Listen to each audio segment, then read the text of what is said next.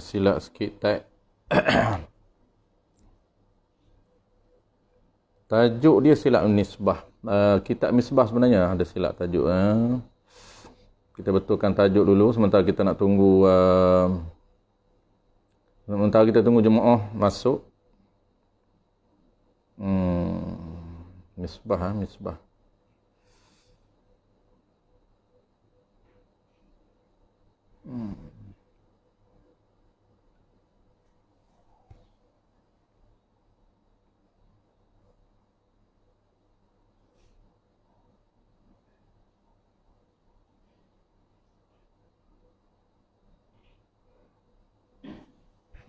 Baik, testing. Suara okey, gambar, suara. Kalau tak okey, tuan-puan boleh bagi tahu. Kita test dulu sementara kita menunggu. Sambil-sambil kita menunggu jemaah, terutamanya daripada surah An-Nur, pi sebelah K, jalan sebelah K. Malam ni anjuran Kitab Misbahul Munir, anjuran surau An-Nur pi 11 Putrajaya. InsyaAllah sambil-sambil menunggu sebelum jemaah surau An-Nur khususnya masuk, sambil-sambil tu kita setting dulu tuan-puan. Yang kita nak setting gambar okey, suara, kita test suara. Siapa yang dah masuk boleh komen suara okey tak okey. Saya rasa dah okey dah. Kadang-kadang dia tak kemas tu yang jadi tak okey. Hari ini insyaAllah Kitab Misbahul Munir muka surat 11 kita akan baca penutup kepada tajuk hukum adat. Tajuk dia penutup hukum adat tanbihun. Malam ni jadual Kitab Misbahul Munir di surau An-Nur pi sebelah K, version sebelah, jalan sebelah K. Kita tunggu dulu sementara kita menunggu jemaah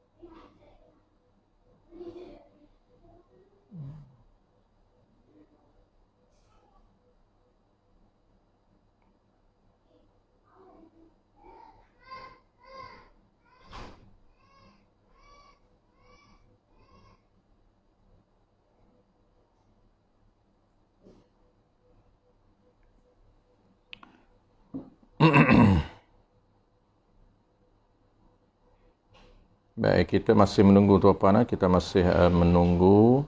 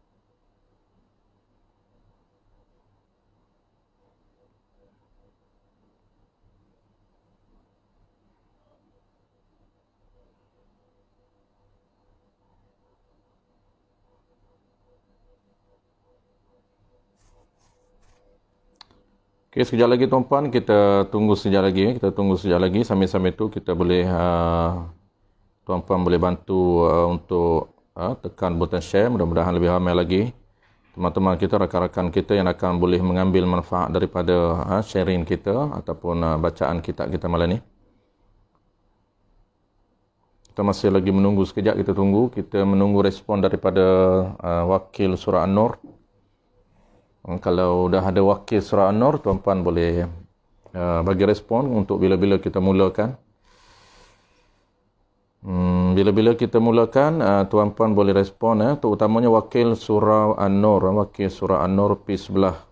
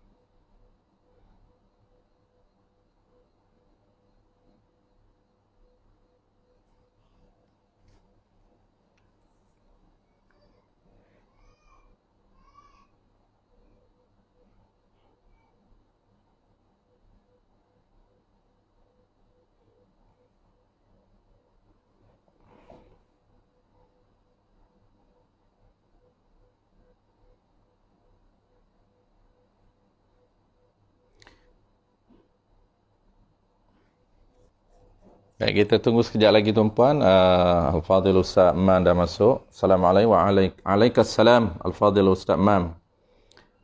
Okay, kita tunggu respon daripada rakan-rakan kita. Bila kita boleh mula, insyaAllah. Kalau sekejap lagi, mungkin kita tunggu sekejap lagi. Sekejap lagi kalau dah boleh mula, kita minta wakil Ustaz Man lah, beritahu bila-bila kita nak mula.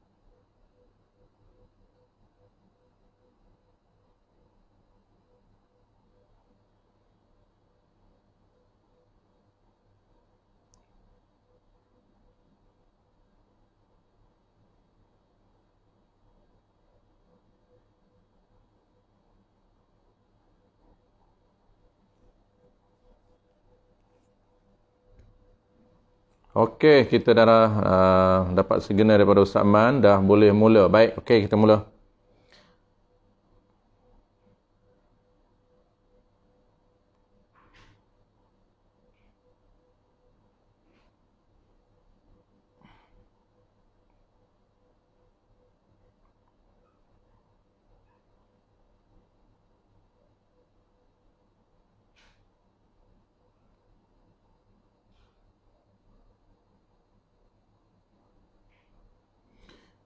Baik, bismillahirrahmanirrahim. Alhamdulillahirabbil alamin wassalatu wassalamu ala asyrafil anbiya'i wal mursalin wa ala alihi wa ashabihi ajma'in. Allahumma 'allimna ma jahilna wanfa'na bima 'allamtana waj'alna minal mukhlisin. Wa sallallahu ala sayyidina Muhammad wa ala alihi wa baraka wa sallam walhamdulillahirabbil alamin, amma ba'd. InsyaAllah tuan-puan, sebagaimana yang tuan-puan maklum, malam ni kita akan adakan ataupun kita akan teruskan pengajian kuliah kitab Misbahul Munir kita yang biasa kita baca di surah An-Nur. Malam ni oleh kerana kita dalam suasana PKPB, kita tak dapat teruskan kuliah fizikal kita. Kita akan adakan secara online seperti biasa, dan kita sambung tajuk yang kita baca di surau tuan-puan, iaitu muka surat 11, muka surat 11, kitab Misbahul Munir. Kitab Misbahul Munir, muka surat 11. InsyaAllah malam ni kita akan settlekan tajuk penuntut bagi hukum adat. Dan hukum akal itu, modul hukum akal itu kita akan baca akan datang. Baik, apa yang kita akan sharing ataupun kita akan baca malam ni tuan-puan berkaitan dengan perbezaan di antara hukum adat dan juga hukum akal ataupun kesan.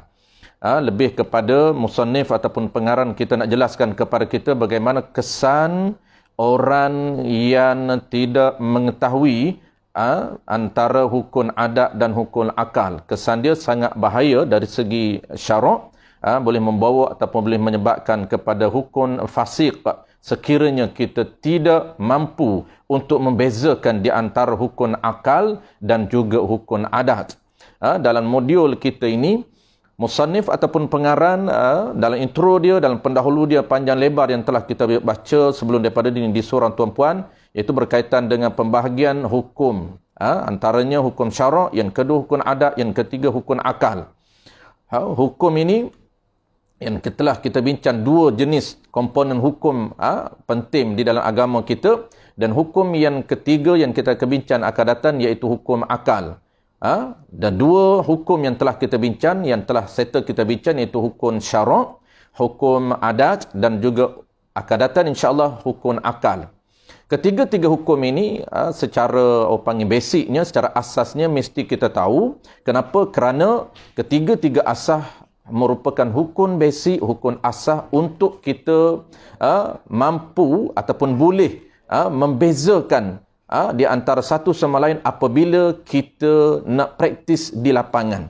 Apabila berlaku sesuatu isu tuan-puan, maka kita kena pandai, kita kena mampu untuk meletakkan hukum sesuatu isu itu, sama ada hukum syarak ataupun hukum dari sudut adab ataupun hukum dari sudut akal. Itu kita kena tahu. Sebab itulah penuntut malam ni, penulis nak beritahu kepada kita, penulis nak stres ataupun nak tekankan kepada kita bagaimana kesan bahaya kepada orang yang tidak mengetahui hukum adat dengan hukum akal. Apabila dia tak tahu hukum adat dan hukum akal, menyebabkan sesuatu isu dia akan menghukumkan berdasarkan kepada hukum akal, hukum adat.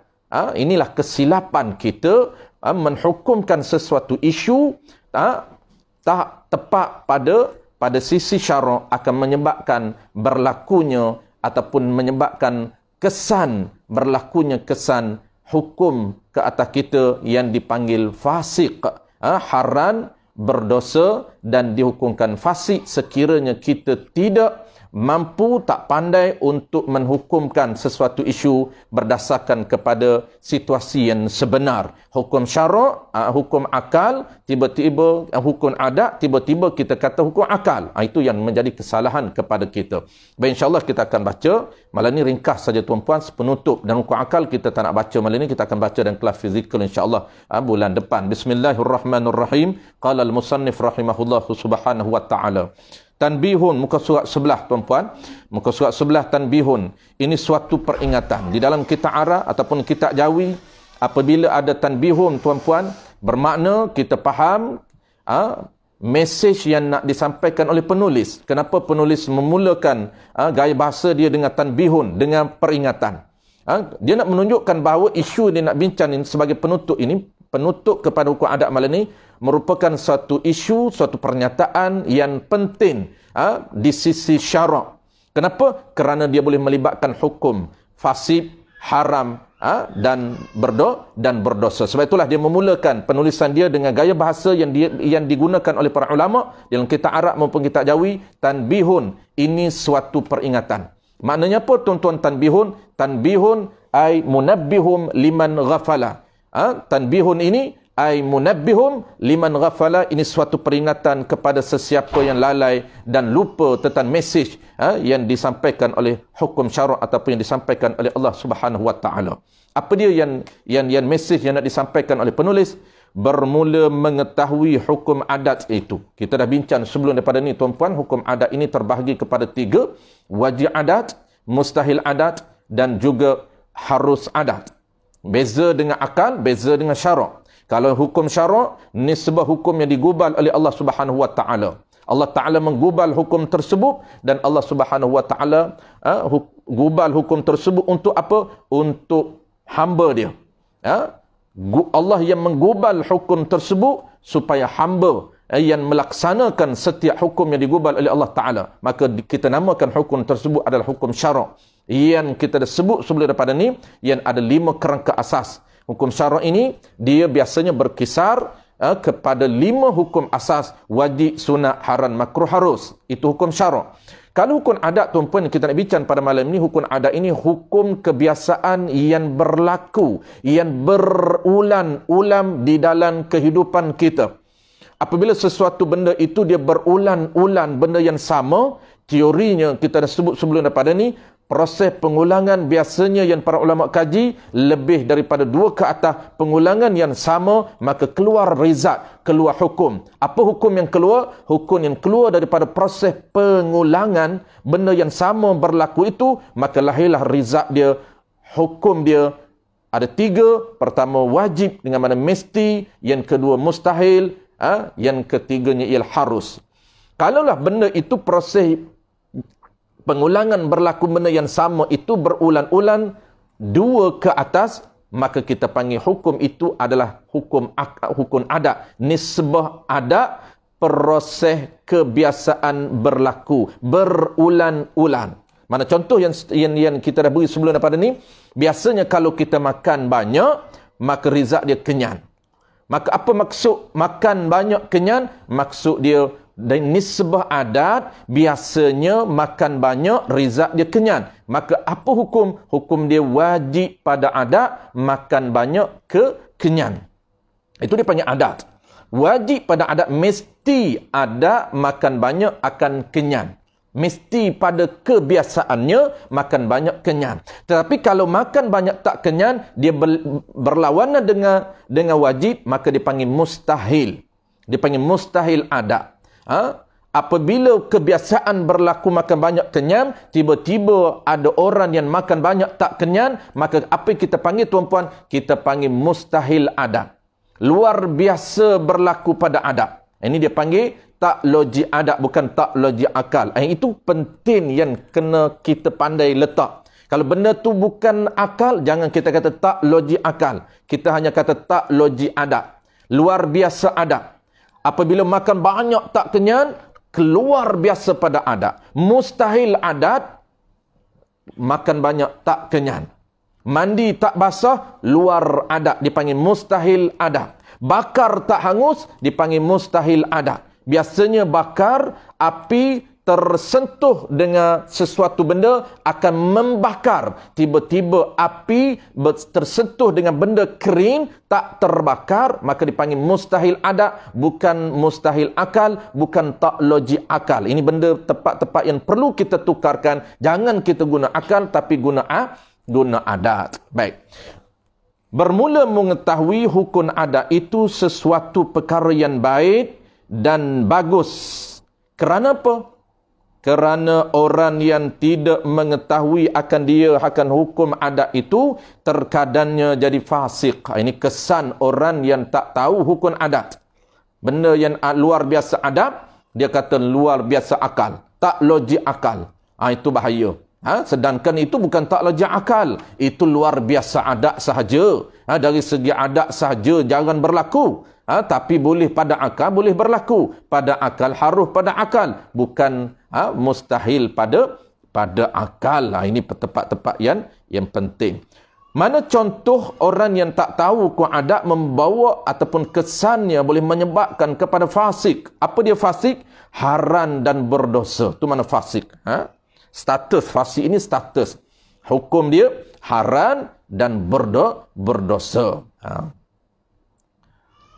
Mana contoh orang yang tak pandai hukum akal, orang tak pandai hukum adat, dia hukumkan jadi hukum akal, seperti mengata seseorang dengan wajib adat. Seperti seseorang itu, dia mengatakan wajib adat itu dengan wajib akal.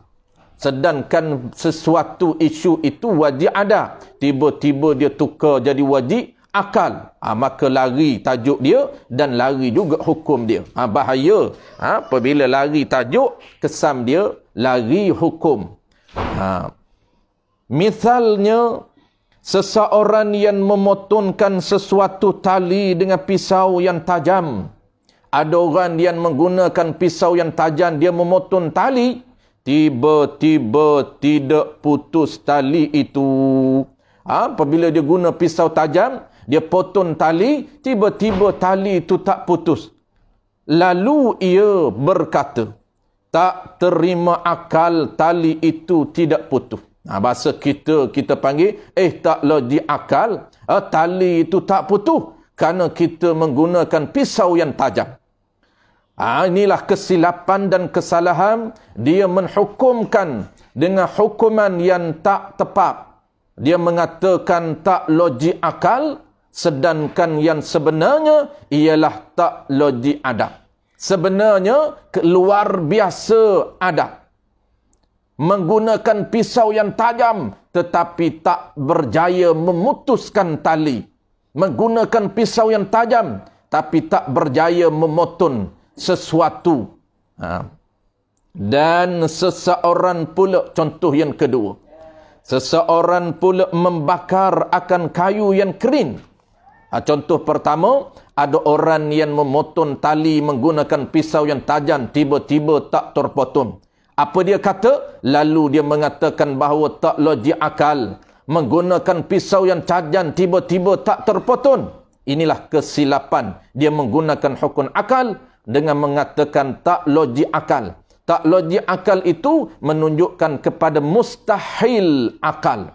Kita akan belajar tuan-puan, mustahil akal ini benda yang tidak ada, benda yang tidak boleh berlaku. Benda yang tidak boleh berlaku pada akal. Adapun tali tak terpotong menggunakan pisau yang tajam pada akal harus, bukan tak boleh berlaku. Boleh berlaku menggunakan pisau yang tajam tapi tak mampu nak memotong tali. Menggunakan pisau yang tajam tapi tak mampu nak memotongkan leher. Sebagaimana yang berlaku kepada Sayyidina Ibrahim alaihissalam. Menggunakan pisau yang tajam memotong leher anaknya Nabi Ismail alaihissalam, tetapi tidak mampu. Tidak mampu untuk memotong leher anaknya. Sedangkan pisau itu sangat tajam. Sekali dia hantam batu yang besar, boleh terbelah batu yang besar. Tiba-tiba leher anaknya yang bukan macam batu, bukan kerah macam batu, tiba-tiba tak mampu nak memotong, maka pada akalnya harus pada akal. Boleh berlaku pada akal. Hanyalah mustahil pada adat. Tak logik adat. Luar biasa pada adat. Biasa pada adat, pisau tajam boleh memotong, pisau tajam boleh memutus. Tiba-tiba kalau pisau yang tajam tak boleh memotong, tak boleh memutus tali, maka hukumnya ialah mustahil adab. Luar biasa pada adab. Kenapa? Kerana pada adab biasa berulang berlaku. Proses pengulangan. Proses yang biasa berlaku, kalau tajam akan mampu memutus, tiba-tiba tak mampu memutus, maka dipanggil itu ialah mustahil adat, bukan mustahil akal. Inilah tempat yang perlu kita jaga ketika mana kita nak menggunakan bahasa di dalam pertuturan harian kita. Contoh yang kedua. Seseorang pula membakar dan seseorang pula membakar akan kayu yang kering. Kalau dia bakar kayu basah, maka ada manik. Maka tak biasanya bakar kayu basah tidak akan hangus. Ini kenapa? Kerana ada manik, ada benda yang mencegah. Basah itu dipanggil manik, dipanggil benda yang mencegah daripada terbakar. Tetapi menggunakan api untuk membakar sesuatu yang kering. Tiba-tiba didapatinya kayu itu tidak hangus. Tiba-tiba didapatinya kayu itu tidak hangus. Lalu berkata ia, apabila dia bakar, tiba-tiba kayu yang kering tak terbakar, lalu ia berkata, tak terima akal, kayu itu tidak hangus. Dia kata tak logik akal, tak terima akal. Tiba-tiba kita bakar kayu yang kering, tak hangus. Maka adalah orang yang berkata seperti itu. Dua contoh yang dikemukakan oleh penulis itu, dia kata, maka adalah orang yang berkata seperti itu. Seperti mana? Seperti dua contoh yang dikemukakan oleh musannif. Jahil dengan hukum adat. Orang yang mengatakan begini ini, mengatakan tak logik akal pisau tajam yang tak boleh memotong, mengatakan tak logik akal membakar sesuatu yang kering tak boleh hangus, maka orang yang mengatakan tak logik akal itu, orang itu adalah jahil dengan hukum adat. Orang ini tak tahu hukum adat, tu makna jahil. Orang ni tak reti hukum adat, tak tahu hukum adat, tak mengaji hukum adat, tu makna mudah, tu makna jahil. Kita kata jahil itu apa pula? Tapi biasa orang Melayu kita jahil dia pandai. Kalau kita kata jahil dia reti, kata jahil dia pandai. Kenapa? Sebab tu kalau kita kata jahil dia akan marah. Baik kata tak reti, dia tak berapa marah sangat. Kalau kata jahil itu dia bagi dia tu kasar sangat. Kata tak reti, lembut sikit. Tak pandai, lembut sikit. Jangan kata jahil dan jangan kata bodoh saja. Itu dia akan marah kerana itu bahasa yang kasar. Walhanya 2 kali 5, 5 kali 2. Maka orang yang berkata seperti itu jahil dengan hukum adat. Dan terkadang menjadi kufur. Ini bahaya orang yang tak reti, tak tahu, tak mengaji hukum adat. Terkadang boleh menjadi kufur wal'iyazubillah. Mana contoh dia? Seperti mengingkarkan mukjizat Nabi sallallahu alaihi wa ala alihi wa sahbihi wasallam ajma'in. Ini bahaya, tempat-tempat yang bahaya kalau tak belajar hukum adat. Setengah orang dia meremehkan hukum adat. Dia kata tak perlu belajar hukum adat, tak perlu belajar hukum akal. Sedangkan hukum adat ini merupakan kita panggil apa? Merupakan alat untuk memahami sifat dan ciri yang ada pada Allah Subhanahu wa taala. Hukum akal ini merupakan alat, merupakan instrumen untuk memahami sifat dan ciri yang ada pada Tuhan. Kenapa? Kerana akal akan memutuskan, akal akan decide ciri yang ada pada Tuhan. Sebab itu kita kena faham situasi yang berlaku di hadapan kita, kena boleh bezakan di antara hukum adat, hukum akal dan juga hukum syarak. Kalau kita jahil, tak tahu dan tak reti hukum adat, terkadang boleh membawa kepada kufur wal'iyazubillah. Mana contoh kufur? Dia mengingkarkan tentang perkara yang luar biasa berlaku kepada para nabi sallallahu alaihi wa ala alihi wasallam. Seperti mengingkarkan. Makna ingkar ini tak mengaku, tu makna ingkar. Seperti mengingkarkan, yakni tidak mengaku mukjizat nabi. Mukjizat ni makna apa tuan-puan? Makna sesuatu perkara yang luar biasa pada adat yang berlaku kepada Nabi. Itu dipanggil mukjizat.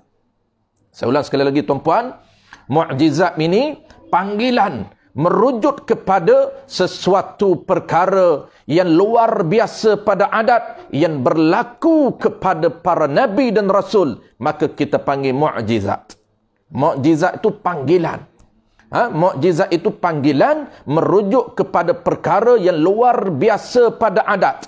Bukan pada akal. Luar biasa pada adat yang berlaku kepada Nabi, kita panggil mukjizat. Itu nisbah pada Nabi dipanggil mukjizat. Dia beza dengan sihir.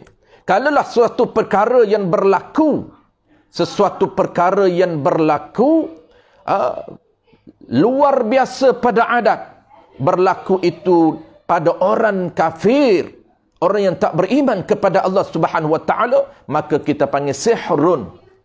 Sihir. Itu dipanggil sihir. Kalaulah luar biasa itu berlaku kepada orang berlaku kepada orang yang soleh. Saya ulang tuan-puan, kalaulah sesuatu perkara yang luar biasa pada adat berlaku nisbah kepada orang soleh, kita panggil al-ma'unah. Ini saya biasa sebut selalu dalam kuliah-kuliah kita. Nisbah pada Nabi dipanggil mukjizat. Nisbah pada orang kafir dipanggil sihir. Nisbah kepada orang soleh dipanggil ma'unah. Gin ma'unah. Kalaulah perkara luar biasa berlaku di kalangan orang soleh, kita tak panggil karamah, tapi kita panggil ma'unah. Dan yang terakhir, kalaulah perkara yang luar biasa pada adat berlaku nisbah kepada wali Allah, dipanggil karamah. Itu tuan-puan kena jelas perbezaan. Asas dia sama, nisbah berbeza. Kalau mukjizat, nisbah perkara luar biasa pada adat berlaku pada Nabi. Kalaulah sihir, nisbah perkara luar biasa berlaku kepada orang yang tidak beriman kepada Allah Ta'ala. Itu dipanggil sihir. Ada orang tengok orang kafir berjalan atas bara api. Kita kata, wow. Kita kata, sangat takjub, sangat menakjub. Itu dipanggil sihir. Kalau nisbah perkara luar biasa pada adat berlaku kepada orang saleh, kita panggil ma'unah. Yang keempat, kita panggil karamah. Nisbah perkara luar biasa berlaku kepada para wali Allah. Awliyaullah, sama ada awliyaus sughra ataupun awliyaul kubra. Di kalangan Nabi, di kalangan para wali, ada wali kecil pangkat dia, dan ada wali pangkat-pangkatnya besar dipanggil wali kubra, pangkat besar di sisi Allah Subhanahu wa taala. Mana contoh dia tuan-puan? Seperti tongkat Nabi Musa jadi ular. Apa yang kita kata tak logik akal. Ini bahaya, boleh membawa kepada kufur wal iazu billah. Karena ini merupakan mukjizat Nabi, perkara luar biasa berlaku pada adab, nisbah berlaku itu terhadap Nabi, kita panggil mukjizat. Luar biasa adab. Dipanggil apa? Mustahil adab. Tetapi harus pada akal. Pada akal kita bukan menghukumkan mustahil, tetapi menghukumkan harus boleh berlaku. Bukan suatu benda yang tak boleh berlaku. Bukan. Tak boleh berlaku itu pada adab, bukan pada akal. Ini tempat-tempat yang kita akan ulan apabila kita masuk modul yang seterusnya, iaitu bagaimana untuk kita memahami dan faham tentang hukum akal ada 3. Kenapa? Karena kita nak pandai decide menggunakan akal kita. Neraca akal kita ini, kita nak timban, nak hukumkan situasi yang ada di depan kita menggunakan neraca timbangan akal. Maka ulama dah ajar, wajib pada akal, mesti, dengan mana tentu, dengan mana sungguh. Itu pada akal kita. Mustahil, insya-Allah kita akan bincang akan datang. Mustahil pada akal, benda yang tidak ada pada satu benda yang tidak satu benda yang tidak ada. Kita putuskan benda itu mesti tiada, ataupun kita kata mesti tak ada pada akal kita. InsyaAllah yang itu kita akan bincang akan datang. Baik, kita baca ekspres. Malam ni kita nak penutup hukum adat sahaja. Mana contoh yang kedua tuan-puan? Dan Nabi Ibrahim AS tidak hangus dibakar. Ibrahim ni Nabi Ibrahim. Jadi beradat dengan Nabi tuan-puan. Nabi kita dan Nabi-Nabi lain, kita jangan panggil nama dia direct. Kena panggil nama Nabi. Ada gelaran dia. Kadang-kadang kita tak belajar tentang ilmu kenabian dan akhlak beradat dengan Nabi, menyebabkan kita tak perasan, tak perasan beradat dengan Nabi. Kita tak boleh panggil Muhammad tuan-puan, tak boleh, haram adab. Itu dijelaskan di dalam kitab-kitab para ulama. Dijelaskan juga dan Al-Quran, haram memanggil nama Nabi sebagaimana kamu memanggil nama di kalangan kamu, tak boleh. Nama bapa kita pun kita tak panggil tuan-puan direct. Nama bapa saya Ramli, saya tak panggil Lee, saya tak panggil. Lee ni kalau saya panggil Lee kat bapa saya, makan penyepak bapa saya. Saya panggil bapa ataupun panggil ayah ataupun panggil apa nama ni? Abbas. Jadi Nabi sama, pangkat kena panggil pangkat, jangan panggil Muhammad saja. Haram adab. Tidak ada adab dengan Nabi memanggil nama Nabi direct. Melainkan tempat-tempat yang kita nak beritahu. Seperti dalam kitab tu pun ulama jaga, dalam kitab tu tak tulis Nabi, kita kena menggunakan Nabi. Ni macam ni dia tak tulis Nabi. Dan Nabi Ibrahim alaihissalam tidak hangus dibakar oleh Namrud, dan pisau yang tajam tidak memutuskan tengkok Nabi Ismail, dan air yang banyak. Ni contoh yang keempat tuan-puan. Last sekali, contoh yang keempat.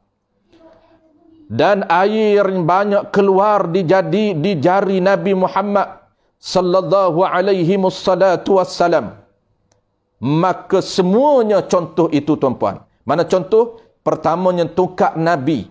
Ini dia nak menceritakan mukjizat Nabi. Mukjizat Nabi ni perkara yang luar biasa berlaku nisbah kepada Nabi, kita panggil mukjizat.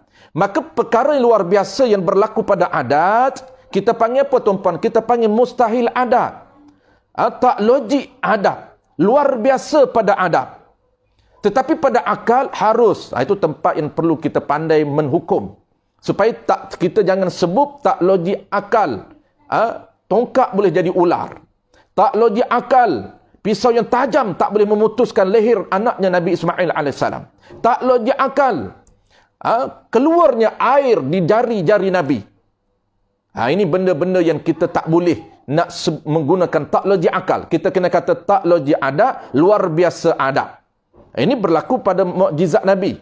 Kita tak boleh nak engkar. Kita kena pandai untuk menggunakan ayat dia. Sebagaimana yang saya sebut sebelum ni di surau. Macam kita kata, kambing tuan-puan, saya pernah sebut dua contoh sebelum pada ni. Kambing boleh terbang. Kereta terbang. Kambing terbang ni tuan-puan, kambing terbang. Kambing pada adat dia berjalan, dia tak boleh terbang. Tiba-tiba kita melihat kambing terbang. Apa hukum kita? Tak logik akal. Salah. Yang sebenarnya ialah, apabila kita melihat suatu perkara yang luar biasa daripada kebiasaannya, biasa kambing berjalan, kambing berlari, tiba-tiba kambing boleh berterbang.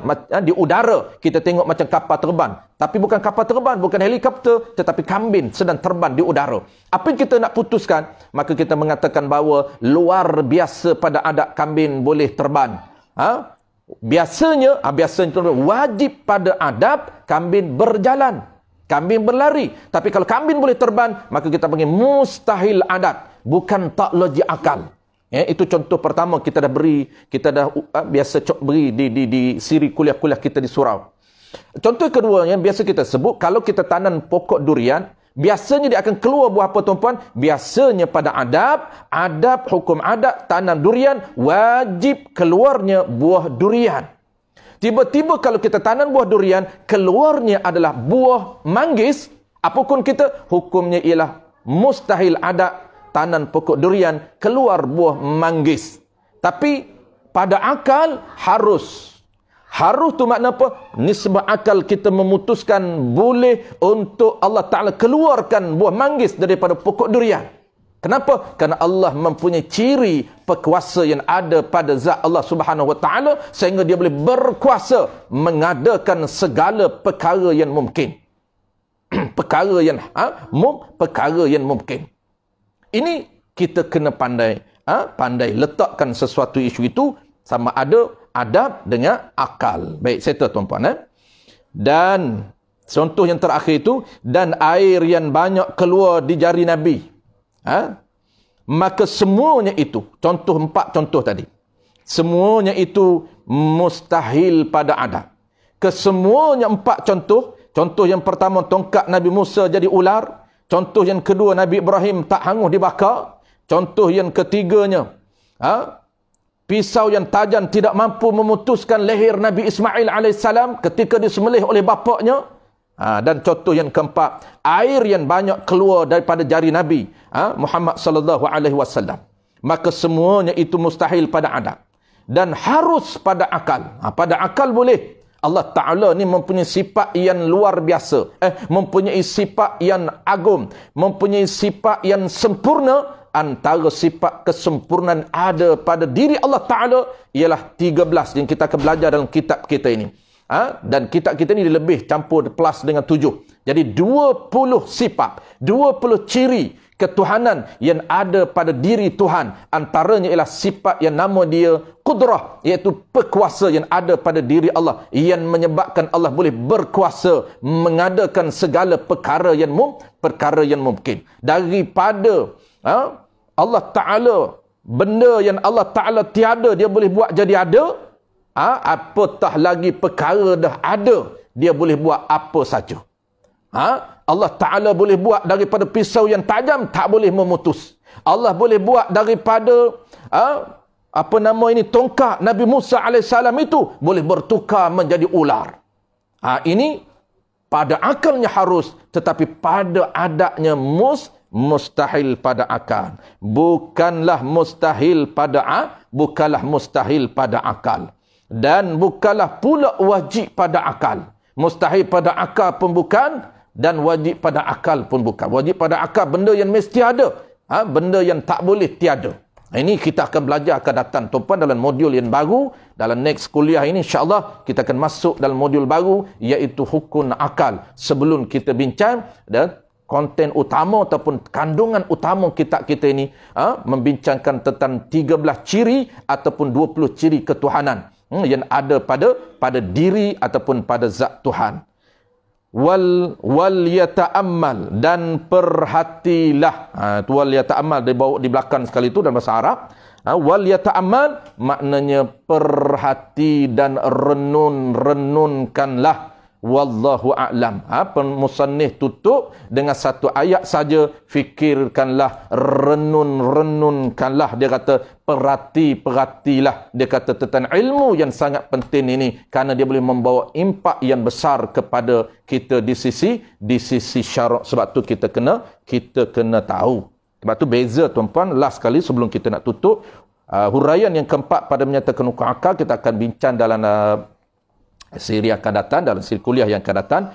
Penutup saya ini, saya nak sebut sedikit perbezaan di antara mukjizat Nabi ini tuan-puan. Kalau kita tengok tadi, dan air yang banyak keluar di jari Nabi. Saya nak sebut sikit saja sebagai tambahan, info tambahan.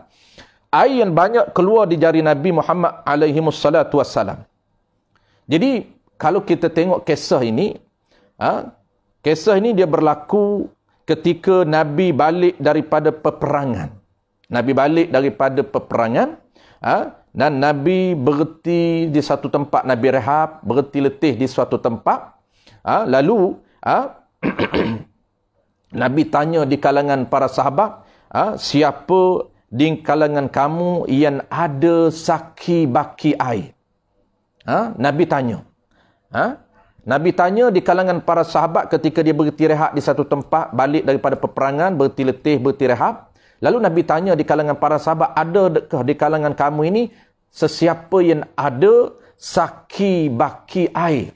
Nabi nak saki baki air yang sedikit, bukan nak banyak. Kemudian apabila para sahabat beritahu, ada di kalangan sahabat ni yang simpan air sedikit, tak banyak, simpan sedikit. Lalu Nabi minta air yang ada di kalangan di sahabat yang simpan air sedikit tu, apa yang Nabi guna daripada air yang sedikit tu. Sebab Nabi nak banyak, tak cukup. Gerombolan Nabi ni nak minum air dan keadaan yang haus, keadaan letih, perlukan air. Dan air pula ada sikit. Sebab tu Nabi nak cari juga air walaupun sikit, saki baki air. Maka Nabi ambil air yang sikit tu tuan-puan, Nabi selam, Nabi celup tangan dia dalam air yang sedikit itu, lalu keluarlah di jari-jari Nabi, terpancar di jari-jari Nabi, keluar air yang banyak. Apa yang Allah Ta'ala nak sebut di sini tuan-puan, sebagai akhir saya nak sebut, Allah nak sebut kenapa Nabi ni dia nak kena cari air. Dia nak tanya air ada ataupun tidak air. Nabi tak nak buat keluar air di jari Nabi tanpa ada air. Nabi nak juga ada saki baki air yang sedikit. Daripada air sedikit itu Nabi nak perbanyakkan. Itu dipanggil mukjizat. Kenapa? Kerana poin dia tuan-puan, poin dia, kerja urusan yang cuba disampaikan oleh Nabi ini, dia manusia ini, dia hanya boleh mukjizat ini, luar biasa ini, dia boleh memperbanyakkan benda yang ada. Dia bukan nak buat benda yang tiada jadi ada. Itu tugas dan urusan ataupun kerja Allah Subhanahu Wa Taala. Daripada tiada air, Allah boleh buat jadi air. Air ni sebelum ni tiada tuan-puan. Sebelum ni tidak ada air. Kalau Allah tak buat air, kita pun tak kena air. Allah Ta'ala buat air, sama ada keluar daripada langit, sama ada keluar daripada bumi, ataupun turun daripada sumber langit, menyebabkan kita boleh tengok air. Daripada tiada jadi ada. Itu tugas Allah Ta'ala. Tetapi manusia dia tidak boleh mengambil tugas Allah Ta'ala. Dia tak boleh nak buat benda itu daripada tiada, tiba-tiba dia boleh jadikan ada. Tak boleh. Sebab tu Nabi ajar dan syariat Nabi kita, mukjizat ini, benda yang dah ada, cumanya Allah Ta'ala beri kuasa jadikan benda itu bertambah. Jadikan benda yang tiada, benda yang ada sedikit jadi bertambah, jadi banyak. Itu dipanggil mukjizat. Sebab itulah, perhatilah mukjizat Nabi, semuanya berasaskan benda yang ada, kemudian jadi banyak. Itu beza mukjizat Nabi dengan tugas ataupun kerja Allah Subhanahu wa taala. Baik, kesimpulan tuan-puan, kata kunci yang kita kena ingat pada malam ini sebelum kita berakhir, apa dia? Kita pastikan sesuatu isu yang berlaku di hadapan kita, yang berlaku di lapangan, pastikan kita mampu ataupun kita tahu, kita bijak, kita pandai menghukumkan mengikut situasi yang sebenar, meletakkan hukum menempati dengan hukum yang sebenar. Kalaulah benda itu, sesuatu itu luar biasa pada adat, jangan kita hukumkan pada akal. Kalaulah luar biasa pada adat, maka kita hukumkan mustahil adat, tak logik adat, bukan tak logik akal, bukan mustahil pada akal. Kita akan bincangkan datang tuan-puan, wajib pada akal apa contoh dia, mustahil pada akal apa contoh dia, harus pada akal apa contoh dia. Hari ini kita dah bincang wajib pada adat, perkara yang biasa berlaku pengulangan benda yang sama, sekurang-kurang 2 pengulangan sama ke atas, maka kita akan hukumkan mesti pada adat. Wajib pada adat ataupun biasanya pada adat berlaku, mesti berlaku begini. Kalaulah dia kontradik, kalaulah tak berlaku pada kebiasaan, kita panggil luar biasa pada adat. Bahasa ilmiahnya, bahasa akademiknya dipanggil mustahil pada adat. Banyak contoh dia yang kita beri tadi. Contoh dia, pisau yang tajam, pada adat dia boleh memotong. Makan yang banyak, pada adat dia wajib kenyang. Kalau mandi, kebiasaannya wajib basah. Kalau bakar sesuatu yang kering, pada adat dia wajib terbakar. Tiba-tiba luar biasa dia berlaku di sebaliknya, maka kita panggil luar biasa pada adat. Apa dia luar biasa pada adat? Biasanya kalau makan banyak kenyang, tiba-tiba makan banyak tak kenyang, maka dipanggil apa? Dipanggil mustahil adab. Dipanggil luar biasa pada adat. Pisau yang tajam biasa boleh memotong, tiba-tiba tak boleh memotong, tak terputus sesuatu itu, sedangkan dipotong dengan benda yang tajam, maka dipanggil luar biasa pada adat, bukan tak logik akal, bukan luar biasa pada akal. Begitulah tuan-puan, itulah dia kata kunci yang perlu kita ingat. Sesuatu benda yang berlaku di lapangan, berlaku di hadapan kita, pastikan kita pandai untuk meletakkan hukum, wajib adat, mustahil adat, dan wajib akal, mustahil akal, ataupun harus pada akal. Wallahu alam. InsyaAllah tuan-puan, kita akan bertemu dalam kuliah akan datang. Kalau kita dah berakhir PKPB ini, insyaAllah dalam bulan akan datang, kita setiap Isnin minggu 4, kuliah kita di surau P11K, surau An-Nur P11, Pression 11 Putrajaya.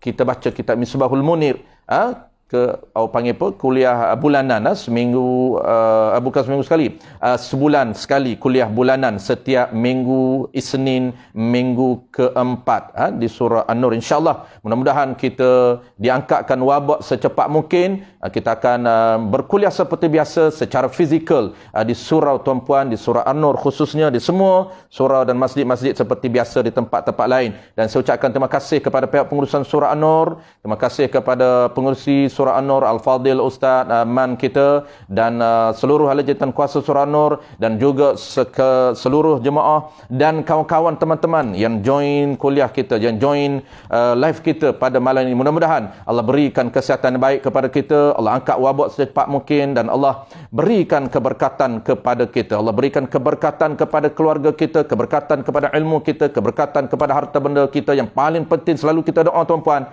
kita dambakan, kita minta selalu dengan Allah, berikanlah keberkatan kepada umur kita, keberkatan kepada usia kita. InsyaAllah mudah-mudahan Allah makbulkan permintaan kita, Allah makbulkan doa kita dengan berkat apa dia tuan-puan? Berkat kita membesarkan majlis ilmu, membesarkan ilmu Allah Subhanahu Wa Taala, khususnya ilmu usuluddin, ilmu aqidah, ilmu yang sangat tinggi darjat di sisi Allah Taala, setinggi-tinggi darjat ilmu di sisi Allah Taala ialah ilmu usuluddin, iaitu ilmu yang membicarakan tentang zat Allah, ilmu yang membicarakan menyatakan tentang sifat ataupun ciri Allah Subhanahu wa taala. Tidak ada ilmu selain daripada ilmu yang membicarakan tentang diri dan sifat Allah taala. Itulah ilmu yang paling tinggi. Dengan berkat ilmu yang paling tinggi di sisi Allah ini, kita minta supaya Allah makbulkan doa kita. Bismillahirrahmanirrahim.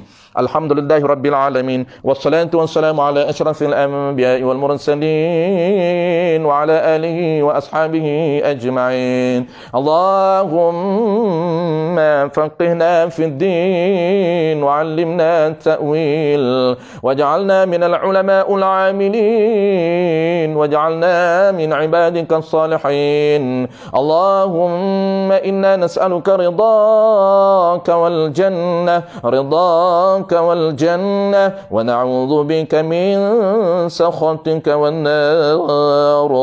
Allahumma innaka 'afuwun karim tuhibbul 'afwa fa'fu 'anna wa an walidina wa an jami'il muslimina wal muslimati bi rahmatika ya arhamar rahimin. Allahumma rabbana atina fid dunya hasanah wa fil akhirati hasanatan wa qina 'adzaban nar. Wa rabbana atina fid dunya hasanah wa fil akhirati hasanatan wa qina 'adzaban nar. Wa sallallahu ala sayyidina Muhammad wa ala alihi wa baraka wa sallam. Walhamdulillahi rabbil alamin. Taqabbalallahu minkum ya karim.